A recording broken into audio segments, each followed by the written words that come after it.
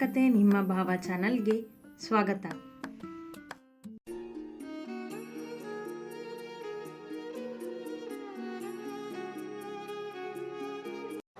ತಾತ ಎನ್ನುತ್ತಾ ಗೌಡರ ಪಕ್ಕದಲ್ಲಿ ಬಂದು ಕುಳಿತಳು ಈಶ್ವರಿ.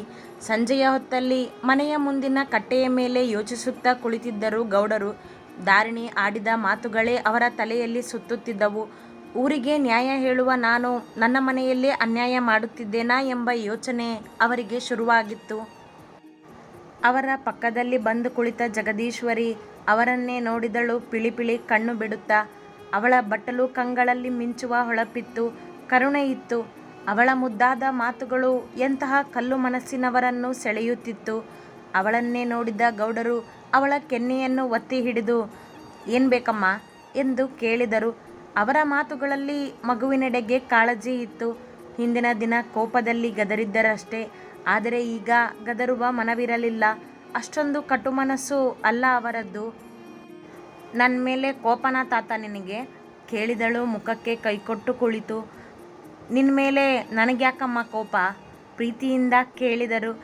"ಮತ್ತೆ ನನ್ನನ್ನು ನೋಡಿದ್ರೆ ಗುರ್ರಂತೀಯಾ?" "ಹೌದಾ ಇಲ್ವಲ್ಲ" ಎಂದರು ಮುದ್ದಾಗಿ ಮಾತನಾಡಿಸುತ್ತಾ. "ಸುಳ್ಳು ಹೇಳ್ತೀಯಾ ತಾತ ನೀನು?" "ಪೃಥ್ವಿ ಬರಲಿ ಇರು ಹೇಳ್ತೀನಿ" ಎಂದಳು ಮುದ್ದಾಗಿ. "ಏನಂತ ಹೇಳ್ತೀಯಾ?" "ಪೃಥ್ವಿ ಹೇಳಿದಾನೆ ಸುಳ್ಳು ಹೇಳೋದು ತಪ್ಪು ಅಂತ. ನೀನು ಸುಳ್ಳು ಹೇಳ್ತಿದೀಯಾ" ಎಂದಳು ತಾತನ ತಪ್ಪನ್ನು ಕಂಡು ಹಿಡಿಯುವಂತೆ. "ಹೌದಾ" ಎಂದ ಗೌಡರು ಅವಳ ಮುದ್ದು ಮಾತುಗಳಿಗೆ ನಕ್ಕು ಅವಳ ತಲೆ ಸವರಿದರು. "ನಿಮ್ಮ ಅಪ್ಪನ ಹೆಸರೇನು ಪುಟ್ಟಿ?" ಅವಳ ಬಗ್ಗೆ ಇದುವರೆಗೂ ಗೊತ್ತಾಗಿರಲಿಲ್ಲವಲ್ಲ, ಹಾಗಾಗಿ ಕೇಳಿದರೂ ನೆನಪಿಸಿಕೊಂಡು ಹೇಳುವಳೇನೋ ಎಂದುಕೊಂಡು. "ಅಪ್ಪ" ಎಂದಳು. ಮತ್ತೆ ಕೇಳುವುದು ಪ್ರಯೋಜನ ಇಲ್ಲವೆಂದುಕೊಂಡ ಗೌಡರು ಅವಳ ಪುಟ್ಟ ಕೈಗಳನ್ನು ತಮ್ಮ ಕೈಗಳಲ್ಲಿ ಹಿಡಿದು ಕುಳಿತು "ನಿಮ್ಮ ಅಪ್ಪ ನಿನಗೆ ಏನೇನು ಕೊಡಿಸ್ತಿದ್ರು?" ಎಂದು ಕೇಳಿದರು. ಇದರಿಂದೇನಾದರೂ ಅವಳ ಬಗ್ಗೆ ತಿಳಿಯಬಹುದೇನೋ ಎಂದು.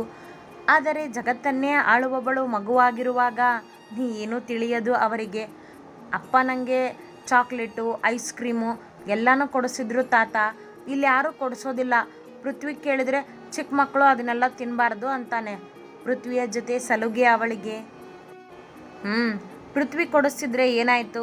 ನಿನ್ನ ತಾತ ನಾನಿದ್ದೀನಲ್ಲ, ನಾನೇ ಕೊಡಿಸ್ತೀನಿ" ಎಂದರು ಕಟ್ಟೆಯಿಂದ ಇಳಿದು. "ಚಾಕ್ಲೇಟ್ ಕೊಡಿಸ್ತೀಯಾ ತಾತ?" ಖುಷಿಯಿಂದ ಎಂದ ಜಗದೀಶ್ವರಿ ಕೈಗಳಿಂದ ಚಪ್ಪಾಳೆ ತಟ್ಟಿದಳು ಕುಣಿಯುತ್ತಾ.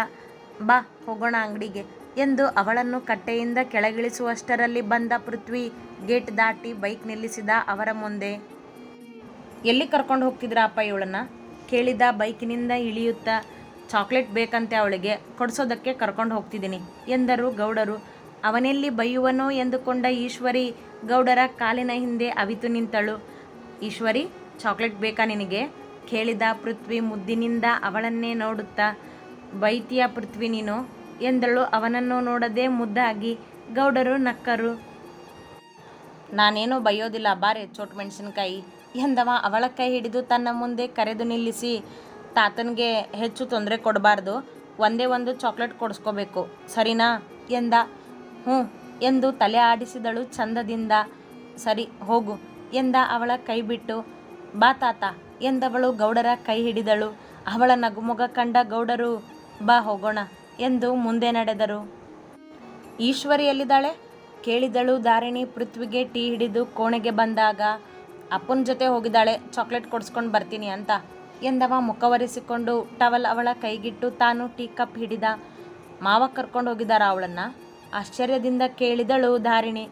"ಹಾಂ, ನನಗೂ ಅದೇ ಆಶ್ಚರ್ಯ ಅನ್ನಿಸ್ತು" ಎಂದ ಟೀ ಕುಡಿಯುತ್ತಾ. "ಈಶ್ವರಿ ಮಾವನ ಜೊತೆ ಹೆಚ್ಚು ಸಮಯ ಕಳೀಲಿ ಬಿಡಿ, ಅವ್ರಿಗೆ ಹೆಣ್ಣು ಮೊಮ್ಮಗು ಮನೆಯಲ್ಲಿದ್ದರೆ ಹೇಗಿರುತ್ತೆ ಅನ್ನೋ ಅನುಭವ ಆಗುತ್ತೆ. ಅಷ್ಟಕ್ಕೂ ಇನ್ನೆರಡು ದಿನ ಅಷ್ಟೇ" ಎಂದು ಮುಂದೆ ಹೇಳುತ್ತಿದ್ದವಳು ನಾಲಿಗೆ ಕಚ್ಚಿಕೊಂಡು ನಿಂತಳು. "ಏನು ಇನ್ನೆರಡು ದಿನಾನಾ?" ಕೇಳಿದ ಟೀ ಕುಡಿಯುತ್ತಲೇ. "ಏನಿಲ್ಲ ರೀ" ಎಂದು ಅವನಿಂದ ತಿರುಗಿ ಕಿಟಕಿಯ ಮುಂದೆ ನಡೆದಳು. "ಅದೇನೋ 2 ದಿನ ಅಂದೆ?" ಕೇಳಿದ ಅವಳ ಪಕ್ಕದಲ್ಲಿ ಬಂದು. "ಅದೆಲ್ಲ ಏನಿಲ್ಲ, ಸಂಜೆ ಮಾತಾಡೋಕ್ಕೆ ಸಮಯ ಕೊಡು ಅಂತ ಹೇಳಿದ್ರಿ, ಈಗ ಸಮಯ ಸಿಕ್ಕಿದೆ ಮಾತಾಡಿ" ಎಂದಳು ಅವನತ್ತ ತಿರುಗಿ ಕೈಕಟ್ಟಿ ನಿಂತು. "ಮಾತಾಡೋಕೆ" ಎಂದು ಏನೋ ಹೇಳುತ್ತಿದ್ದವನ ಮಾತು ತಡೆಯುವಂತೆ "ಅಮ್ಮ" ಎಂದು ಕೂಗುತ್ತಾ ಓಡಿ ಬಂದಳು ಜಗದೀಶ್ವರಿ ಕೋಣೆಯೊಳಗೆ. ಅವಳತ್ತ ನೋಡಿದರು ಇಬ್ಬರು. "ನೋಡು ತಾತ ನನಗೆ ಚಾಕ್ಲೇಟ್ ಕೊಡಿಸ್ತು" ಖುಷಿಯಿಂದ ಎಂದಳು ಕೈಯಲ್ಲಿದ್ದ ಚಾಕ್ಲೇಟನ್ನು ತೋರಿಸುತ್ತಾ. ಹೌದಾ, ಮತ್ತೆ ನನಗೆ ಎಂದಳು ದಾರಿಣಿ ಅವಳ ಮುಂದೆ ಕೈ ಚಾಚಿ. ಇಲ್ಲ, ನಿಂಗಿಲ್ಲ ಎಂದಳು ಚಾಕ್ಲೇಟ್ ಬೆನ್ನ ಹಿಂದೆ ಮುಚ್ಚಿಟ್ಟುಕೊಂಡು. ಕೈಯಲ್ಲಿದ್ದ ಕಪ್ ಪಕ್ಕಕ್ಕಿಟ್ಟು ಅವಳ ಬೆನ್ನ ಹಿಂದಿದ್ದ ಚಾಕ್ಲೇಟ್ ಕಸಿದುಕೊಂಡ ಪೃಥ್ವಿ. ನನಗೆ ಬೇಕು ಎಂದ. ಚಾಕ್ಲೇಟ್ ಕೊಡು ಪೃಥ್ವಿ, ನನ್ನ ಚಾಕ್ಲೇಟ್ ಅದು ಎಂದಳು ಜೋರು ಧ್ವನಿಯಲ್ಲಿ ಹಠ ಹಿಡಿದು. ಇಲ್ಲ, ನಾನು ಕೊಡೋದಿಲ್ಲ ಎಂದ ಪೃಥ್ವಿ ಕಾಡಿದ ಅವಳನ್ನು. ತಾತನ್ಗೆ ಹೇಳ್ತೀನಿ ಇರು ನಿಂಗೆ ಎಂದ ಈಶ್ವರಿ ಕೋಣೆಯಿಂದ ಹೊರ ಓಡಿದಳು. ಅವಳ ಹಿಂದೆಯೇ ನಡೆದರು ಇವರಿಬ್ಬರೂ ನಗುತ್ತಾ. ಪುಟ್ಟ ಪುಟ್ಟ ಹೆಜ್ಜೆ ಇಡುತ್ತಾ ಓಡಿದ ಜಗದೀಶ್ವರಿ. ತಾತ, ನನ್ನ ಚಾಕ್ಲೇಟ್ ತಗೊಂಡಿದ್ದಾನೆ ಪೃಥ್ವಿ ಎಂದಳು ಗೌಡರ ಮುಂದೆ ನಿಂತು. ಹೌದಾ, ಅವನಿಗೆ ಯಾಕೆ ತೋರಿಸ್ದೆ ನೀನು ಚಾಕ್ಲೇಟ್ನ ಎಂದರು ಗೌಡರು. ನನಗೆ ಚಾಕ್ಲೇಟ್ ಬೇಕು ತಾತ ಎಂದಳು ಗೋಗರೆಯುವಂತೆ. ಪೃಥ್ವಿ ದಾರಿಣಿ ಕೆಳಗಿಳಿದು ಬಂದು ನಿಂತರು. ಅವರನ್ನು ಕಂಡ ಗೌಡರು, ಪೃಥ್ವಿ ಅಳಿಸ್ಬೇಡ ಅವಳನ್ನ, ಕೊಡು ಚಾಕ್ಲೇಟ್ ಎಂದರು ಸಹಜವಾಗಿ. ಏಯ್ ಬಾರೆ ಇಲ್ಲಿ ಕರೆದ ಪೃಥ್ವಿ ಜಗದೀಶ್ವರಿಯನ್ನು ಮುನಿಸಲ್ಲಿ. ಅವನ ಮುಂದೆ ಬಂದು ನಿಂತವಳು. ಕೊಡು ಚಾಕ್ಲೇಟ್ ಎಂದಳು. ತುಂಬ ಜೋರು ಹುಡುಗಿಯೇ ಆಗಿದ್ದಳು ಜಗನ್ಮಾತೆ. ತಗೋ, ಇನ್ನೊಂದ್ಸರಿ ಪೃಥ್ವಿ ಅಂತ ನನ್ನ ಹತ್ರ ಬಾ, ಆಗ ಹೇಳ್ತೀನಿ ನಿನಗೆ ಪ್ರೀತಿಯಿಂದ ಗದರಿ ಅವಳ ಮುಂದೆ ಚಾಕ್ಲೇಟ್ ಹಿಡಿದ.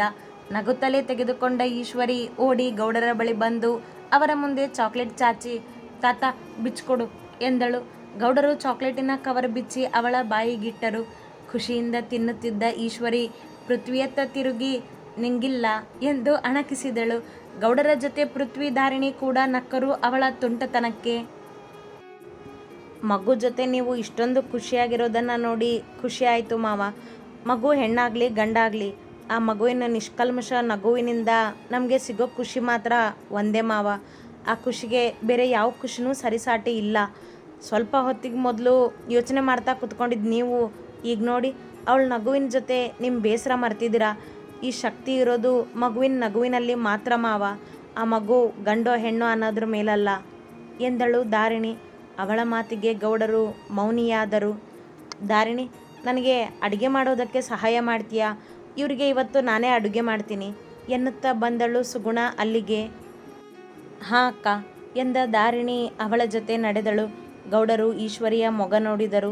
ಅವಳ ನಗು ನೋಡಿ ದಾರಿಣಿಯ ಮಾತುಗಳು ಸರಿ ಎನ್ನಿಸಿದವು. ಅವರ ಮನ ಪರಿವರ್ತನೆಯ ದಾರಿ ಹಿಡಿದಿತ್ತು. ರಾತ್ರಿ ಎಲ್ಲರ ಊಟ ಮುಗಿದಿತ್ತು. ದಾರಿಣಿ ಸುಗುಣ ಇಬ್ಬರೂ ಅಡುಗೆ ಮನೆ ಸ್ವಚ್ಛ ಮಾಡುತ್ತಿದ್ದರು. ಆಕಾಶ ಬುದ್ಧಿ ಹೇಳಿದಾಗಿನಿಂದ ಸುಗುಣ ದಾರಿಣಿಯ ಜೊತೆ ಚೆನ್ನಾಗಿಯೇ ಮಾತನಾಡುತ್ತಿದ್ದಳು. ಆಕಾಶನ ಪ್ರೀತಿಗೋಸ್ಕರ ಅವಳು ಏನು ಬೇಕಾದರೂ ಮಾಡಲು ತಯಾರಿದ್ದಳಲ್ಲವೇ. ಹಾಗಾಗಿ ತನ್ನನ್ನು ತಾನೇ ಬದಲಾಯಿಸಿಕೊಳ್ಳುತ್ತಿದ್ದಳು ನಿಧಾನವಾಗಿ. ದಾರಿಣಿ, ಇನ್ನೂ ಎಷ್ಟೊತ್ತು, ಬಾ ಬೇಗ ಎನ್ನುತ್ತಾ ಅಡುಗೆ ಮನೆಯ ಒಳ ಬಂದ ಪೃಥ್ವಿ ಅವಳೊಬ್ಬಳೇ ಇರುವಳೇನೋ ಎಂದುಕೊಂಡು ಸುಗುಣಳನ್ನು ಕಂಡವನೇ ತನ್ನ ಮಾತು ನಿಲ್ಲಿಸಿದ. ಯಾಕೆ ಪೃಥ್ವಿ, ದಾರಿಣಿ ಇಲ್ಲದೆ ನಿದ್ದೆ ಬರೋದಿಲ್ವಾ ಕೇಳಿದಳು ಸುಗುಣ ಅವನನ್ನು ಛೇಡಿಸಿ. ಹಾಗೇನಿಲ್ಲ ಅತ್ತಿಗೆ, ಈಶ್ವರಿ ಕತೆ ಹೇಳು ಅಂತ ಕಾಟ ಕೊಡ್ತಿದ್ದಾಳೆ. ದಾರಿಣಿ ಇದ್ದರೆ ಅವಳಿಗೆ ಕತೆ ಹೇಳಿ ಮಲಗಿಸ್ತಾಳೆ, ಅದಕ್ಕೆ ಇವಳನ್ನು ಹುಡ್ಕೊಂಡು ಬಂದೆ ಎಂದ ಅಲ್ಲಿಯೇ ಅಡುಗೆ ಮನೆಯ ಕಟ್ಟೆಗೆ ಕೈಯಿಟ್ಟು ನಿಂತು. ದಾರಿಣಿ ಇವರಿಬ್ಬರ ಮಾತುಗಳನ್ನು ಕೇಳುತ್ತಲೇ ತೊಳೆದಿಟ್ಟ ಪಾತ್ರೆಗಳನ್ನು ಹೊಂದಿಸಿ ಇಡುತ್ತಿದ್ದಳು.